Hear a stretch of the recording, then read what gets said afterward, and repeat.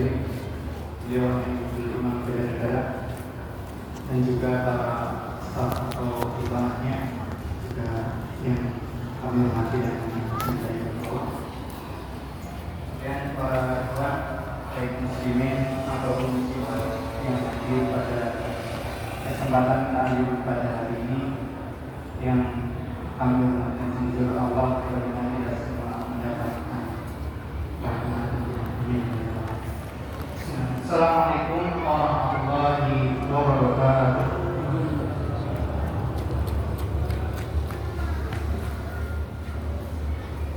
Alhamdulillah wa syukurillah, la hawla wa la quwwata illa billah. Asyhadu an la ilaha illallah wahdahu la syarika lah wa asyhadu anna Muhammadan abduhu wa rasuluhu la nabiyya ba'd. Amma qala Allah ta'ala a'udzu billahi minasy syaithanir rajim. Bismillahirrahmanirrahim. Ya ayyuhalladzina amanu taqullaha haqqa tuqatih wa la tamutunna illa wa antum muslimun. Wa qala ta'ala aidan. Bismillahirrahmanirrahim. Wal 'asr. Innal insana lafi khusr illa alladzina amanu wa 'amilus solihati wa tawassaw bil haqqi wa tawassaw bis sabr.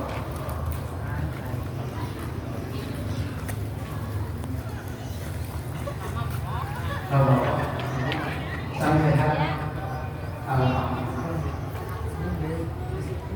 kayaknya tadi dapat tanya ya, dari pembicara pertama sudah mendapatkan. Kira-kira pastikan, kalau cukupkan. Ibu masih semangat ibu? Ya cara tuku, Masih ada? jagongon. Di atas ada ibu nggak? Nah, Halo. cilik Ibu, ya. Assalamualaikum. Acara tuh mana? Tutup-tutup. Bersyukur kepada Allah Oh, pada kesempatan hari ini pangan. kita semua masih diberi kenikmatan Allah yang sudah sepantasnya kita itu sebagai hamba Allah bersyukur. Bersyukur bukan hanya karena kita mendapatkan kenikmatan atau hal yang enak yang itu cocok dengan kita, yang sesuai dengan apa yang kita harapkan baru tapi dalam kondisi atau keadaan apapun yang sedang kita alami, baik itu enak atau tidak, kita harus bersyukur. Alhamdulillah ala kulli hal. Itu perintah Muslim. Setidaknya dengan ucapan alhamdulillah itu minimal. Kemudian syukur itu kita wujudkan, yaitu dengan kita semaksimal mungkin untuk menjalankan, mengerjakan apa yang Allah perintahkan. Mudah-mudahan dengan kita bisa mengamalkan apa yang Allah perintahkan, kita itu bisa mendapatkan Kalau ada nanti kira. sebagaimana Nabi dan juga Nabi Muhammad mengharapkan hal tersebut.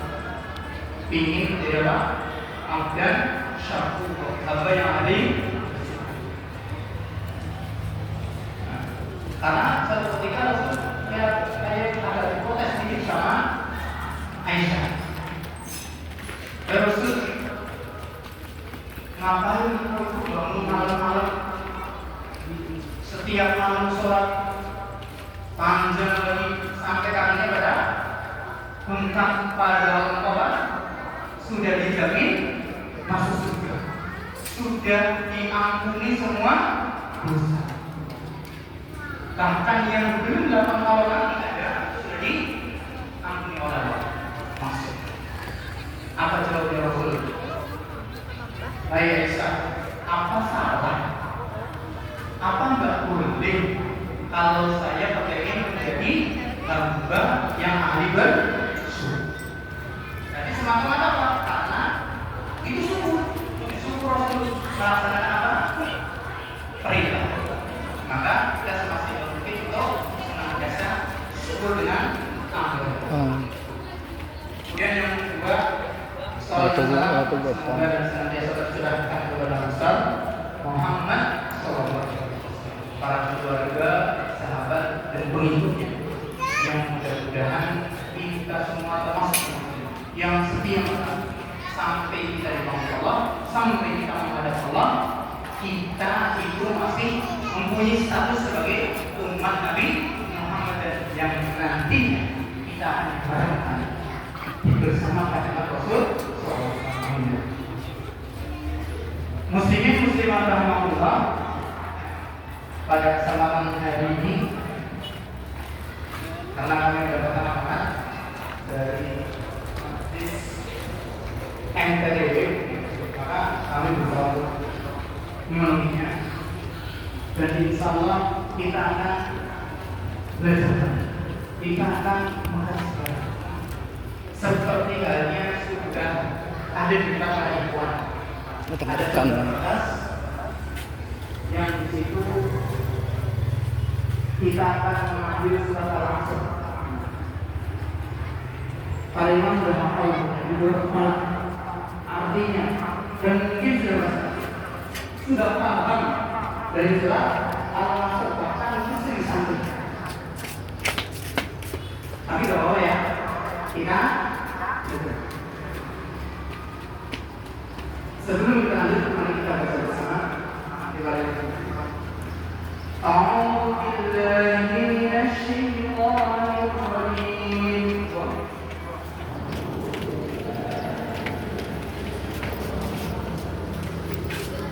بسم الله الرحمن الرحيم.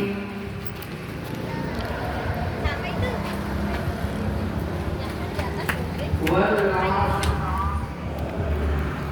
إن الإنسان لفي خسر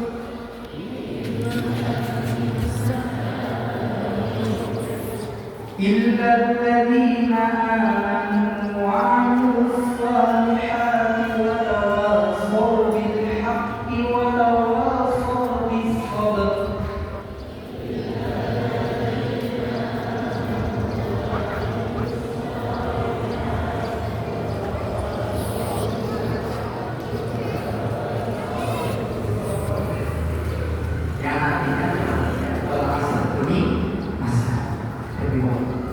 Innal insana lafi khusr.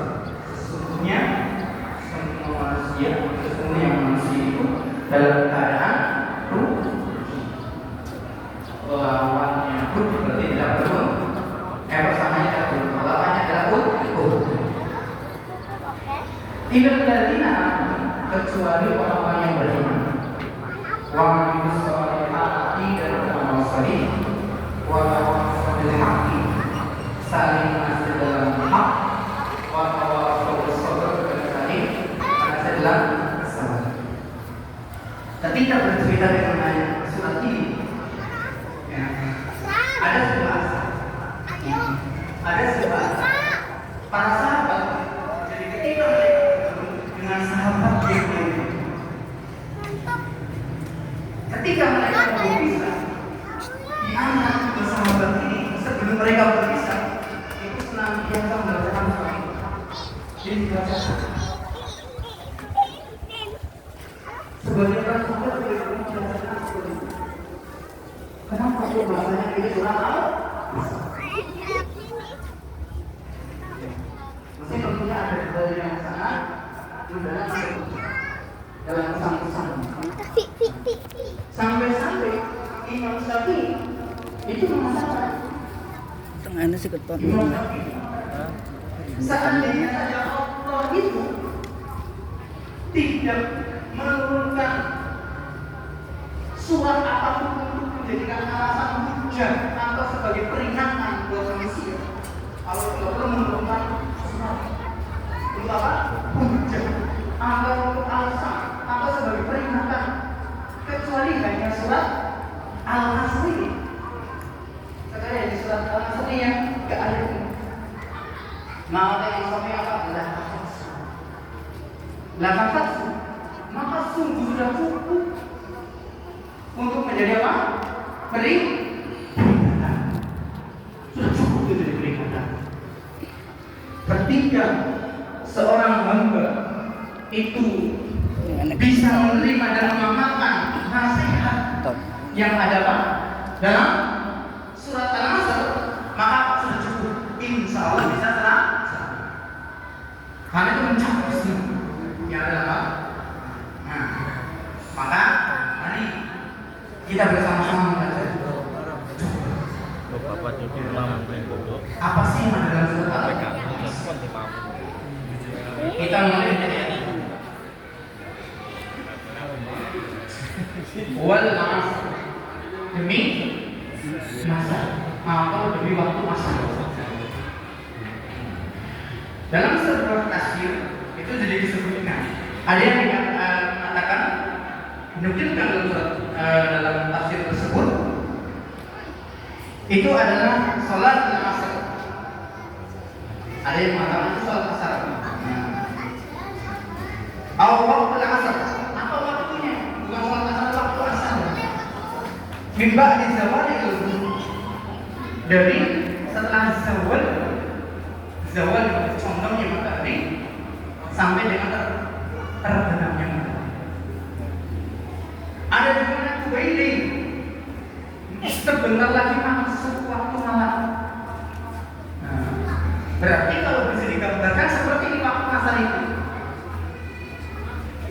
Ibaratnya perjalanan seorang yang menempuh misalkan 5 kilo, maka al-asr itu mungkin di setengah kilo tadi. Atau ketika anak-anak sedang sekolah dari kelas 1 sampai kelas 6 di SD, maka dikatakan waktu asarnya kapan? Ketika dia lagi UN atau ujian.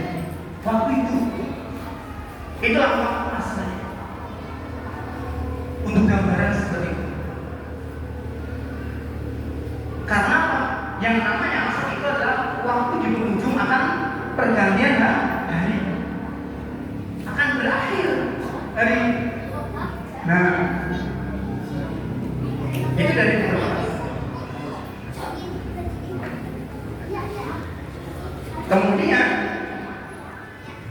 dalam ayat selanjutnya, innal insana lafi khusr, sesungguhnya manusia itu dalam keadaan merugi. Maksudnya di waktu ngasar itulah manusia dalam keadaan rugi.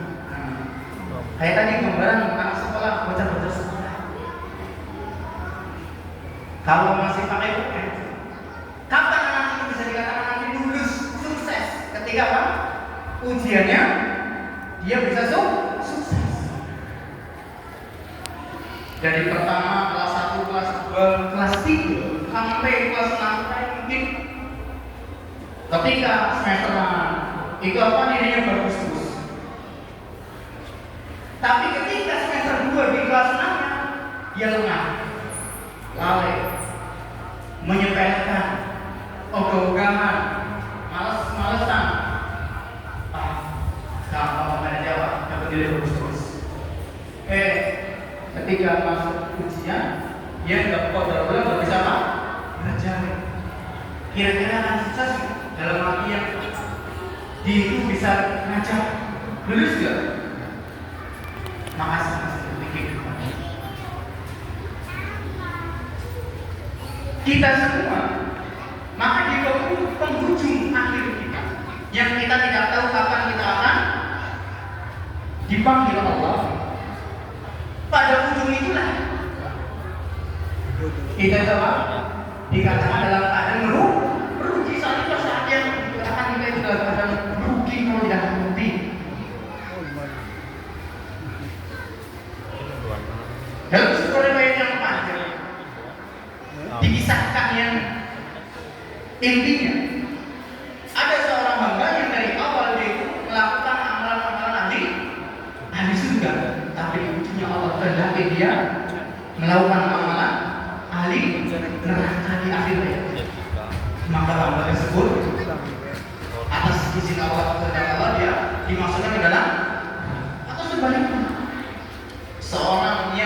dari awalnya itu apa? Banyak maksiatnya, ya. Kegiatannya, pekerjaannya, amalannya itu apa? Banyak maksiatnya, isinya dosa. Tapi benar-benar di penghujung akhir dari hidupnya, Allah takdirkan dia mengamalkan sebuah amalan satu dari amalan ahli surga. Allah masukkan apa? Ke dalam surga. Maka penting kita. Nah, maka di saat itu apa kita bisa dikatakan sebagai hamba yang dalam kondisi gawat. Muslimin muslimat rahmatullah. Dalam ayat ini, ayat yang kedua ini, innal insana lafi khusr. Allah menyebutkan bahwasanya manusia dan apakah semua manusia? Bahwa apakah yang di sini disebutkan semua manusia itu dalam keadaan rugi di waktu masa itu? Di waktu masa itu apakah semua manusia rugi? Anak kecil, dewasa, ibu-ibu, bapak-bapak, mbah-mbah, apakah semuanya itu dalam keadaan rugi? Nah, dalam Al-Quran setidaknya itu ada 4 penyebutan lafaz untuk manusia. Ada berapa? Berapa? 4 setidaknya. Dalam Al-Quran itu setidaknya ada 4 yang artinya kalau diterjemahkan dalam bahasa Indonesia apa? Manusia. Istilah. Yang pertama apa? Basyar. Yang pertama basyar. Kita sering bahasa Quran, dapat kata-kata apa? Basyar. Kemudian mendapati dalam Al-Quran juga apa? An-nas. Diartikan manusia. Kemudian dalam Al-Quran juga kita dapati kata-kata lafaz Banu Adam. Apa Bani Adam? Kita juga arti nama manusia. Kemudian yang keempat Al-insan seperti dalam surat Al-Asr. Itu juga kita arti nama manusia. Kalau kita tinjau secara bahasanya, kita cari apa sih bedanya? Itulah uniknya bahasa Arab. Lafaz-lafaz bahasa Arab kadang susah untuk diterjemahkan ke dalam bahasa Indonesia. Maka akhirnya apa? Diterjemahin semuanya pukul rata manusia. Nah, kata bahasa, ya, kalau kita lihat di kamus itu lebih merujuk. Istilahnya dalam bahasa itu adalah al-ri'ah al-mawiyah atau al-jasadiyah. Jadi dia itu lebih ke jasadnya. Bahasa itu lebih ke jasadnya, jasad kita. Maka dalam Al-Quran disebutkan di sana, ya, Qul inna ana basyarun mislukum. Nah, baik Muhammad kata-kata, saya itu hanya seorang basyar, manusia. Berarti kita sama Rasul sama enggak? Bagaimana? Sama enggak? Sama. Dari segi apa? Jasadnya, fisiknya sama. Bedanya apa? Cuma Rasul apa? Diberi ilahiyah. Bedanya saya cuma diberi wahyu. Itu bedanya kita dengan Rasul. Maka Rasul punya bahasa. Ini nama saya itu ini bahasa. Saya manusia, sama seperti kita semua. Nah, dikisahkan juga adalah kisahnya Maryam. Nah, Maryam itu kan gak punya suami, gak pernah dapat apa? Laki-laki. Beliau adalah seorang muslimat yang menjaga kehormatannya.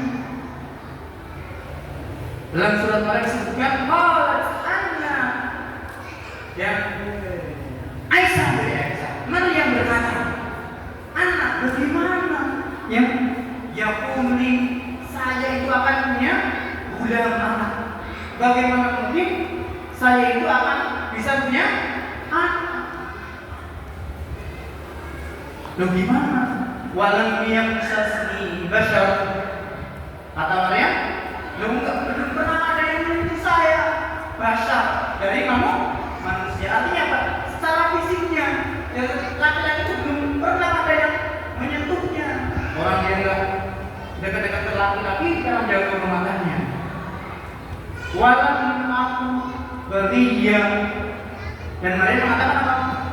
Saya itu bukan berzina. Saya bukan perempuan yang suka berzina. Nah, di sini sebutkan bashar, artinya manusia. Dari segi apa? Fisiknya, jasadnya.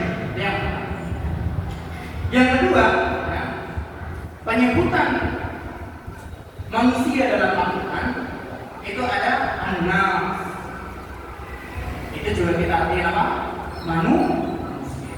Nah, kalau kita buka di kamus, anas apa? Mustalah jami, mustalahun jami'un lil mustama' al-basyari. Kul.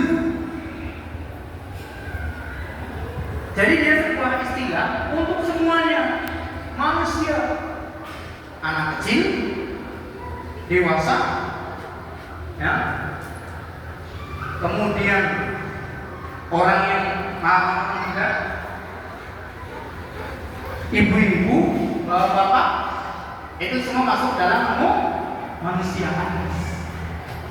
Maka dalam ayat ya ayyuhan nasu budu Allah, ya ayyuhan nasu budu, wahai manusia, sembahlah Allah, sembahlah. Dalam surat yang lain yang sudah kita hafal, qul a'udzu birabbin nas, qul a'udzu birabbin nas, kata Allah, birabbin nas, Tuhannya kamu manusia, malikin nas, ilahin nas, raja manusia, sesembahan manusia. Apakah manusia tertentu saja? Apakah Allah itu Tuhannya manusia hanya segelintir orang? Apakah Allah itu rajanya manusia bagi segelintir orang? Nah, tapi bagi siapa? Yang mengaku dirinya manusia, rajanya siapa? Allah. Yang namanya manusia, baik anak kecil sampai dewasa, semuanya Tuhannya adalah Allah.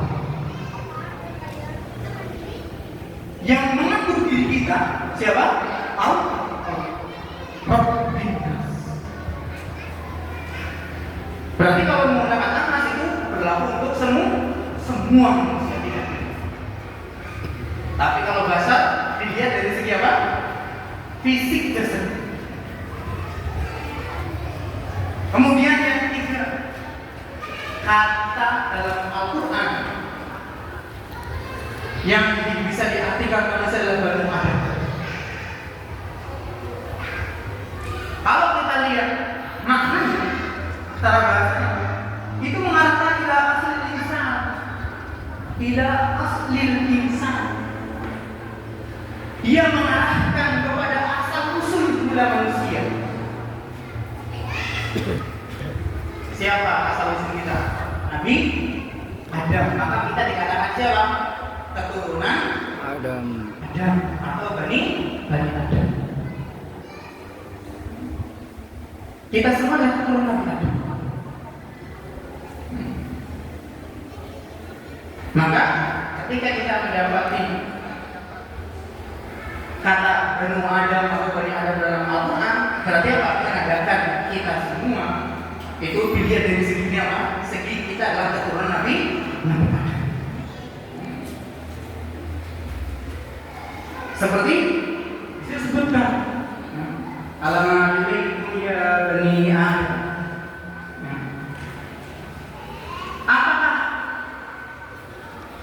Apakah kami saya itu tidak memerintahkan ingin kepada kalian semua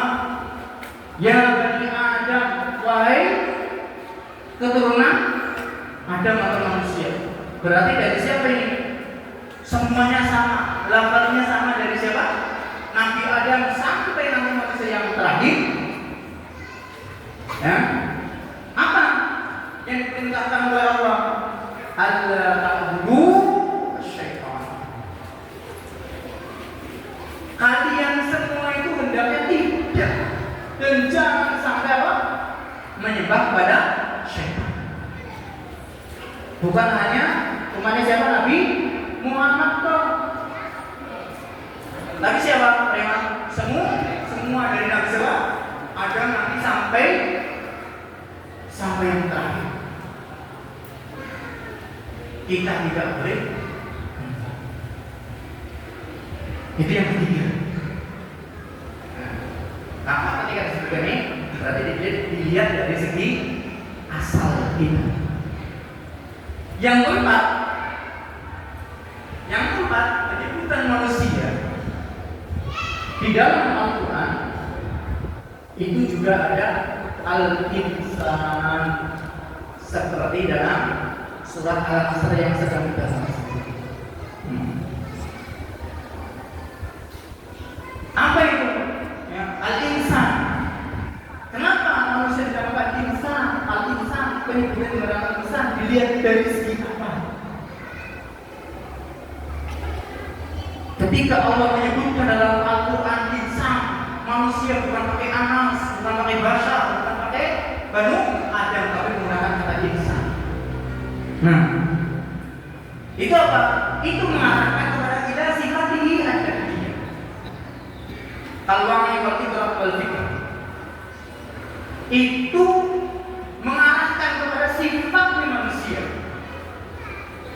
Seperti halnya dari segi berpikir atau pengetahuan, pemahaman.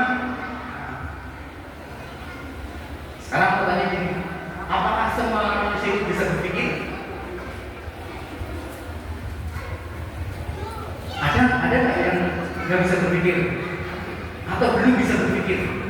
Ada yang belum bisa berpikir atau belum ngerti. Ada nggak?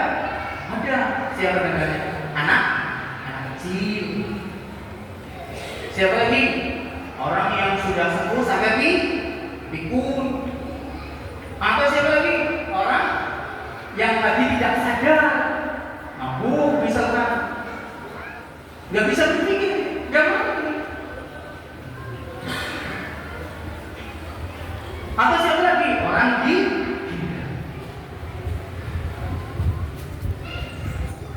misalkan dalam ayat laqad khalaqnal insana fi ahsani taqwim.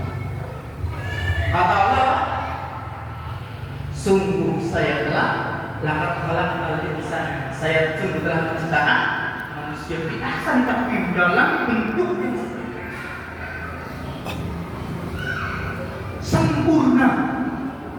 Sekarang pertanyaan, apakah semua manusia itu semuanya sempurna? Ketika melihat makna insan tadi dari segi apa? Pemahaman, sifatnya, atau cara berpikirnya, apakah semuanya sempurna? Ada yang berpikirnya apa? Cepat. Ada yang berpikirnya apa? Kalau kayak komputer apa? Coding, ada yang pemahamannya apa? Cepat. Ada yang susah untuk memahami, ada yang nggak ngerti. Itu dilihat dari segi apa? Insan. Maka tidak semuanya. Seperti halnya dalam surat Al-Asr. Innal insana lafi khusr. Berarti semua manusia enggak yang hidup pada saat asal itu? Semua manusia enggak? Tidak. Tidak semua manusia. Kecuali kalau menggunakan lafaznya apa? An-nas. Ya. Inna nasalafi khusrin. Anak kecil itu, orang gila itu masuk. Orang yang sudah tidak bisa berpikir lebih ibu. Tapi menggunakan kata insan. Berarti anak kecil itu enggak. Ya, orang dia belum apa? Ngerti. Orang gila. Nah, berarti bisa simpulkan yang dikatakan Budi siapa? Mereka yang sudah bertanya, yang sudah apa? Terkena beban syariat sudah wajib, maka dia dalam kelompok atau golongan orang-orang yang rugi atau celaka. Nah, tidak semua bisa dipahami ya Pak Iwan ya. Nah, kenapa Allah disini menggunakan manusia apa? Jangan tanya semua manusia, tapi apa? Yang manusia. Tidak semuanya anak kecil kan. Nanti kalau begitu, anak kecil kan banyak yang nakal bukan dulu ya, karena belum ngerti. Sebenarnya bukan nakal karena mereka belum ngerti. Ya banyak aja. Tapi bukan karena apa? Lalu kejahatannya, karena mereka belum ngerti, belum paham. Nanti kalau gitu apa? Ada yang meninggal di saat kecil apa? Ya, meninggal dalam keadaan apa? Rugi dong. Nah, sering muslimat rahimahullah. Kemudian Allah melanjutkan firman dalam ayat yang ketiga, illal ladzina amanu. Tadi kan orang yang sudah terkena beban syariat, sudah balik bisa berpikir, lagi dalam keadaan sadar, maka dia dalam keadaan rugi.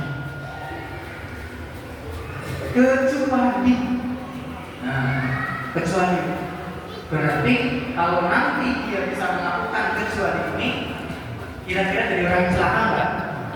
Tidak. Kebalikannya apa itu? Berbun?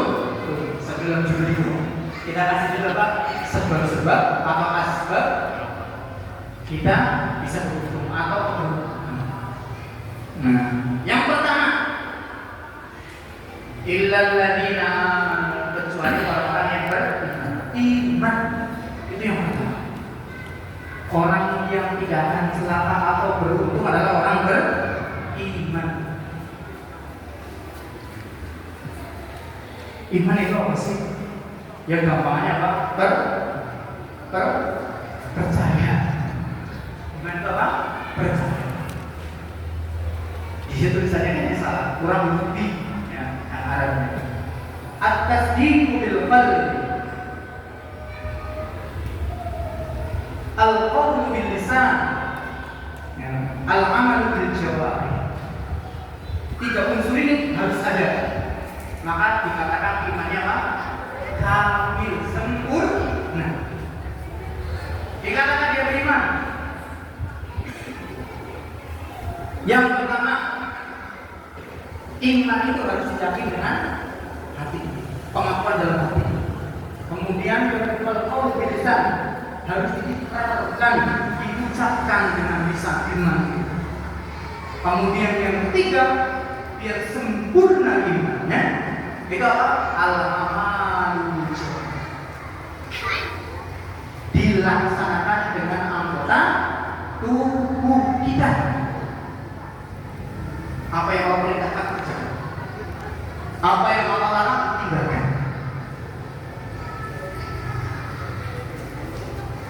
Seseorang tidak akan pernah bisa sampai kepada keimanan yang hakiki, kepada iman yang sempurna, ketika dia tidak mengerti, tidak paham terhadap apa yang diiman.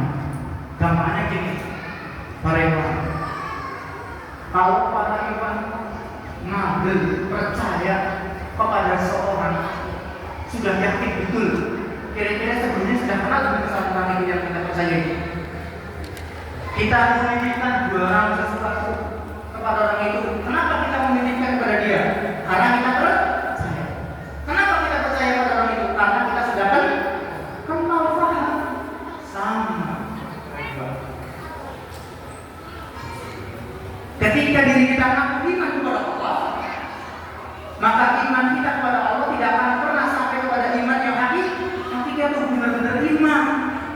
Ketika kita belum kenal betul siapa Allah,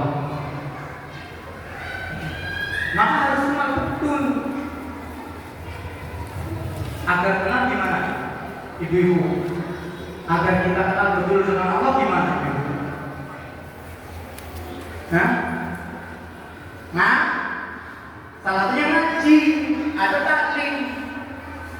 Nah, dalam agama ini ada kegiatan dari MTT, ya, baik itu yang ada niaba atau biasa, ada kegiatan taklim fasilitasi. Itu dari itu salah satu. Nah, kalau kita itu berangkat aja baca Pak, malas-malasan banget. Orang yang bareng-bareng macam malas, apalagi kalau sendiri. Lagi mana kita mau kenal yang kita amini, yang kita iman? Karena apa? Salah satu caranya apa? Biar kita itu paham betul yang kita imani dengan cara kita belajar. Tanggung kita gitu. Kita sudah dipasang sebenarnya bukan mau, tinggal kita mau atau tidak. Asal dihadirkan oleh umaro yang disiapkan. Tinggal kita mau kenal.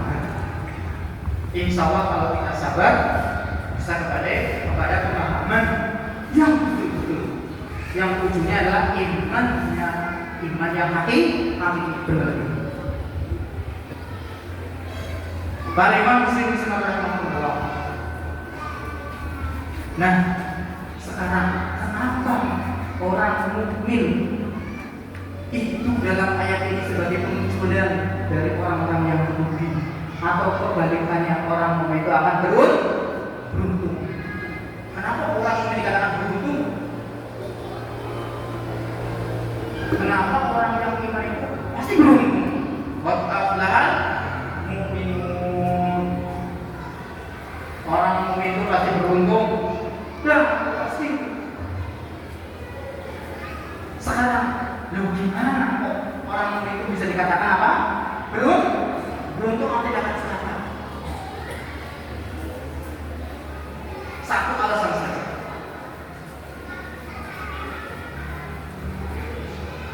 Untuk membuktikan bahwa saya orang mukmin.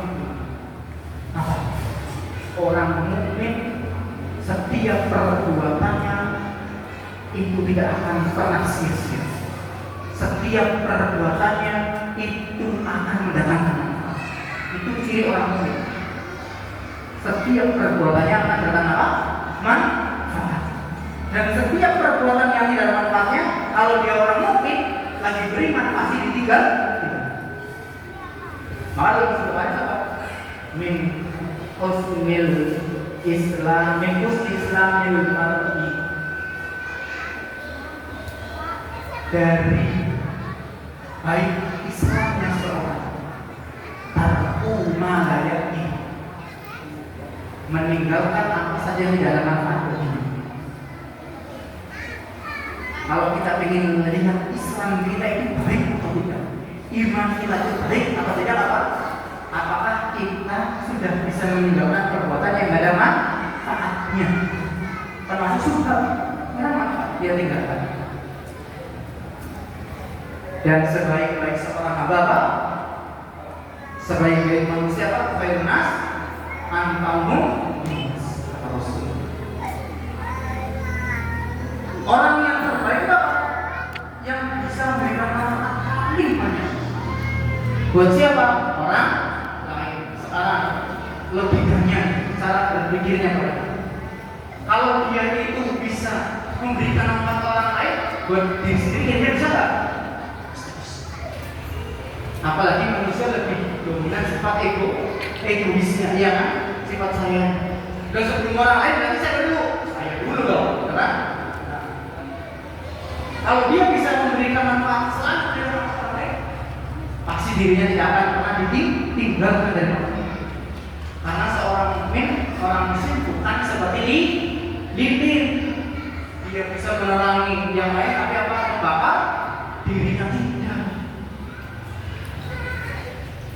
Maka pantas kalau orang yang beriman itu pasti beruntung.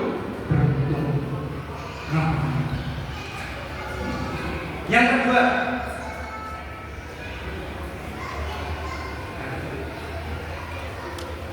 wa amilus sholihat, dan mereka yang beramal saleh. Para amal soleh yang sering kita pahami atau mungkin kebanyakan kita pahami, amal soleh itu apa? Amal soleh sering, ya kan? Sekarang yang jawabannya amal soleh dari yayasan mana? Ya kan? Dua amal soleh. Ayat taklim ini yang pertama soleh dari bulan ya sekarang ya. Nah, misalnya yang amal soleh kumpul. Ayo sama istri sana, bantu itu. Apakah sekedar seperti itu yang disebut amal? Kalau kita buka bahasa, buka kamus, arti secara bahasanya, amal soleh itu bisa dikatakan soleh itu artinya cocok atau sesuai. Cocok atau sesuai. Maka amal soleh itu amalan yang cocok, amalan yang sesuai. Maka bisa diartikan amal soleh apa? Kullu qawlin aw fi'lin aw i'tiqadin yuwafiqu syariat al-islamiyah.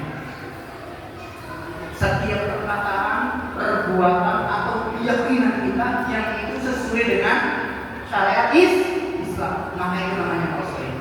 Kita sholat amal soleh bukan bagaimana? Amal soleh itu kenapa? Itu sesuai dengan perintah Allah, sesuai dengan syariat Islam. Maka sholat adalah amal soleh.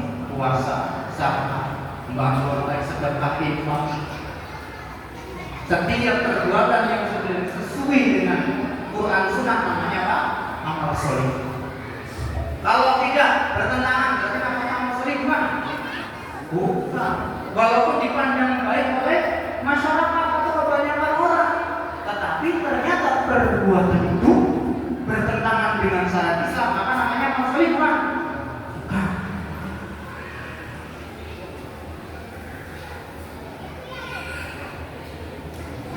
Logikanya sekarang, kenapa orang yang beramal soleh itu kok dikelompokkan orang yang beruntung? Dalam ayat ini, orang yang beramal soleh, orang yang mengamalkan apa yang dalam Quran setiap sesuai dengan Quran Sunnah itu dikatakan orang yang beruntung. Berbagai gambaran seperti ini mereka. Kira-kira kalau para ikhwan berdiri ketika lagi jalan melihat penjual mie ayam, belilah masuk ke warung mie ayam. Setelah dibikinkan misalnya memakan, ternyata rasanya cocok dengan lidah kita, pas seleranya kita. Kalau para ikhwan mau beli mie ayam lagi kemana? Ya ke warung yang tadi. Karena apa? Masakan yang dijual itu cocok dengan lidah kita. Yang membuat minyak siapa? Penjual. Berarti yang untung siapa di sini? Penjual ini ayamnya. Kenapa? Karena orang-orang pada cocok, akhirnya apa? Banyak yang datang ke situ. Berarti yang melakukan perbuatan yang cocok itu siapa? Penjualnya yang bikinnya itu cocok dengan selera orang yang berdatang, akhirnya bisa mendatangkan keuntungan buat penjual. Semakin banyak yang coba, akhirnya cocok bisa dilakukan. Akhirnya mendatangkan keuntungan karena banyak yang beli. Terus karena pada besok sama dengan ketika kita melakukan perbuatan, ternyata amalan yang kita kerjakan kok cocok sesuai dengan Al-Quran Sunnah, itu akan menguntungkan, bukan yang membuat saya, tapi siapa yang mengamalkan syariat kita. Kalau kita perbuatannya cocok dengan Al-Quran Sunnah, maka itu yang untuk kita, bukan siapa? Allah, bukan.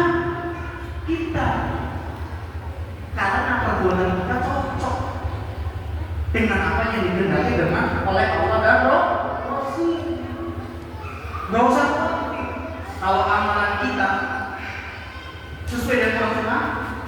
Walaupun kita sendiri berdua yang mengamalkan itu, gak usah khawatir kalau itu amal cocok. Walaupun kebanyakan orang mencaci maki, tidak mengamalkan itu, ya. Gak usah khawatir karena apa? Itu sesuai dengan Al-Quran. Pasti kita akan beruntung. Jadi ya, kenapa orang yang beramal soleh itu apa? Pasti beruntung.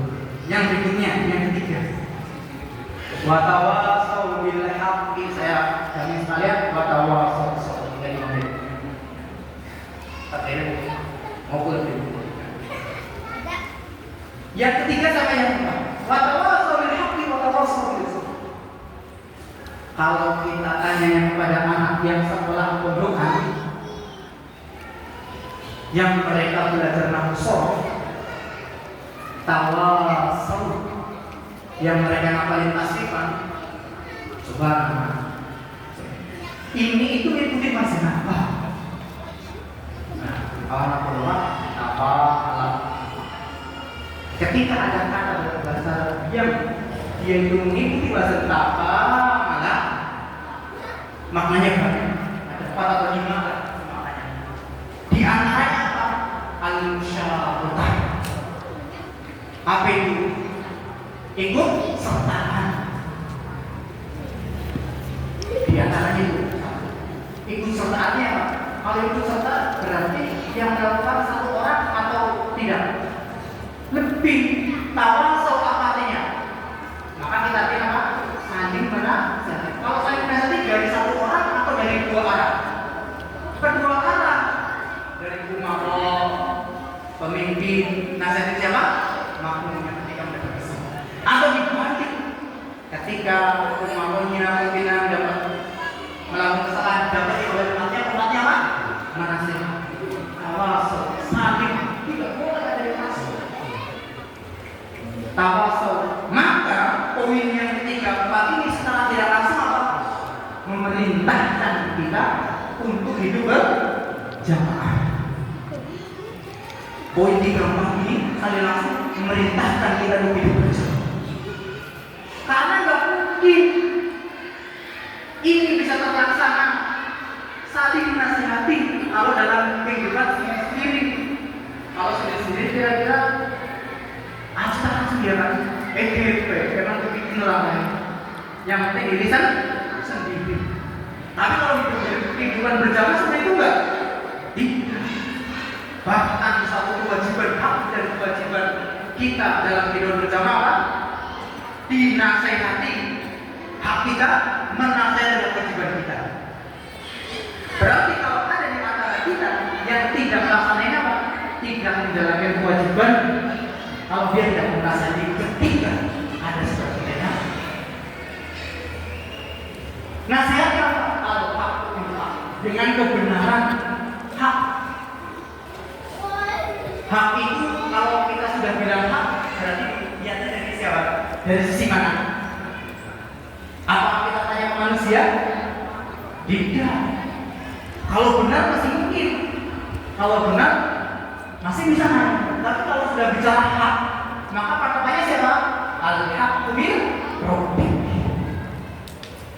Berarti rujukannya kepada Al-Quran, nasihat yang bisa dikatakan watawasau bil haqqi, bisa diartikan berdakwah. Kita harus berdakwah. Watawasau bil haqqi. Yang tentunya kita dakwahkan adalah Al-Quran dan Sunnah. Karena itu yang hak, bukan persepsi atau anggapan benarnya dari orang, tapi tidak dari Al-Quran dan Sunnah. Karena Al-Quran benar. Kebenaran itu datangnya dari Allah Subhanahu wa Ta'ala. Kemudian watawasau bis sabr, sabar, saling menghasilkan kesabaran agar kita semua bisa sabar. Sabar apa sih? Tapi yang pertama tadi teriman iman. Bersabar iman. Ya dimulai dari belajar. Kita mengenal siapa yang mau kita imani. Lalu belajarnya harus sabar. Sudah paham tinggal imannya juga harus sabar. Kalau nggak sabar ya terjadi. Maka terus diingatkan, ayo bersabar, sabar terjadi. Seorangnya sendiri masalah sabar terus. Kemudian yang kedua, sabar dalam apa? Amal soleh dalam kita menjalankan syariat Islam. Yang kita sudah ketahui dari syariat Islam diamalkan. Kadang apa kita lupa, lalai, atau lagi lepas, lagi loyo, maka diingatkan kalau bisa saling bersabar. Lakukan bersabar, bersabar terus. Kemudian yang sabar yang ketiga apa tadi? Dalam berdakwah atau saling menasihati saudara kita, antara orang dan makmum dengan saudara seiman harus tetap dengan sabar musawarah. Ketika kita sabar itu, kita akan menjadi orang-orang yang baru. Untungnya di mana? Bukan hanya di dunia, tapi di akhirat. Justru yang kita harapkan, terutama di mana? Akhirat. Dunia insya Allah mengikut. Ketika kita melakukan 4 ini, insya Allah kita akan beruntung semangat di dunia. Mungkin hanya ini yang bisa kami sampaikan. Bila ada kata ucapan yang kurang berkenan atau mungkin para ikhwan,